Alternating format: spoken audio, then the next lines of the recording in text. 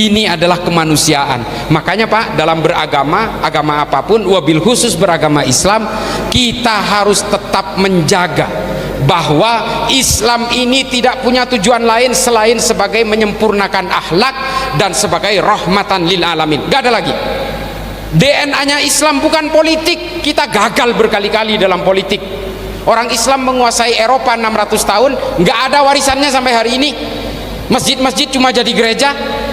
Secara genetik satu pun tidak ada orang Islam di Eropa. Kalau hari ini ada orang Islam di Eropa, itu karena orang Eropa kawin sama orang Islam, ada pengungsi dari negara Islam, ada imigran dari negara Islam, lalu kemudian ada Islam di Eropa. Secara keturunan nggak ada Pak. Karena dulu ketika kekuasaan Islam itu tumbang di Granada, orang-orang Islam itu dibaptis paksa. Kalau nggak mau dibunuh. Makanya kemudian orang Eropa setelah itu, orang-orang Islam yang sudah berkuasa beranak pinak di sana selama 600 tahun, akhirnya menjadi Kristen semua. Itu kalau agama dibawakan lewat jalur politik Pak. Makanya politisasi agama itu saya nggak pernah setuju. Karena akhirnya apa? Islam akan tunduk kepada penakluk-penakluk berikutnya kalau soal politik. Nah, makanya kemudian kalau ingin memajukan Islam, majukan dengan ilmu pengetahuan. Nih, Islam pernah berjaya dalam ilmu pengetahuan, sejaya-jayanya. Islam pernah berjaya di situ. Semua agama pernah berjaya dengan ilmu pengetahuan. Dan ketika semua agama ini mengenal ilmu pengetahuan dan lebih fokus terhadap ilmu pengetahuan, mereka tidak saling membenci. Nah, ini yang kemudian Bapak Ibu sekalian, kalau ingin menjayakan Islam, majukan lewat ilmu pengetahuan dan bawa Islam ini kepada daya tariknya. Yang Hindu, yang Kristen, bawa semua.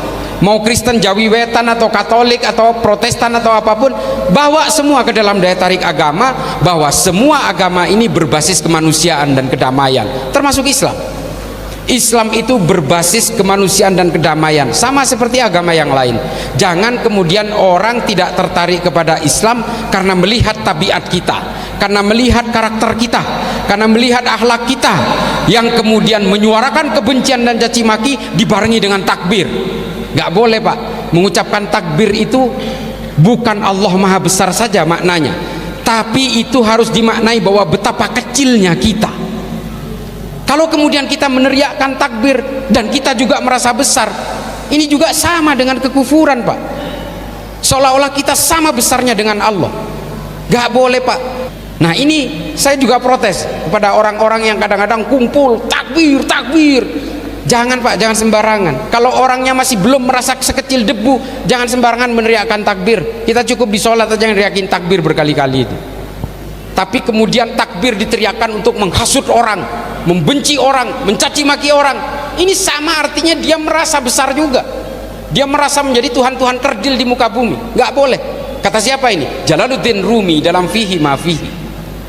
Ada semua Pak. Kalau kita mau baca sebenarnya anjuran-anjuran kepada kita untuk berlaku adil, berlaku damai, dan menghargai manusia yang lain. Khairun nas anfahum linnas dan sebagainya itu sebenarnya ada semua konsepnya. Cuma kita kadang-kadang malas baca Pak.